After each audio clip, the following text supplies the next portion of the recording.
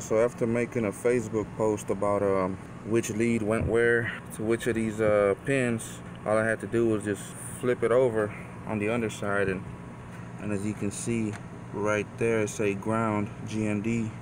The next one over is positive, and you see how this one right on the corner it say coil. That one go to the distributor. Let me take all this stuff off. So right now I got these disconnected, and this here is my distributor. So I was able to fix it. I looked on this Monte Carlo SS page, and they have an instruction on how to fix these. All you gotta do is clip one of these pins off and then solder in a 200K resistor, and that should fix it. So I'll link the page, give them boys credit.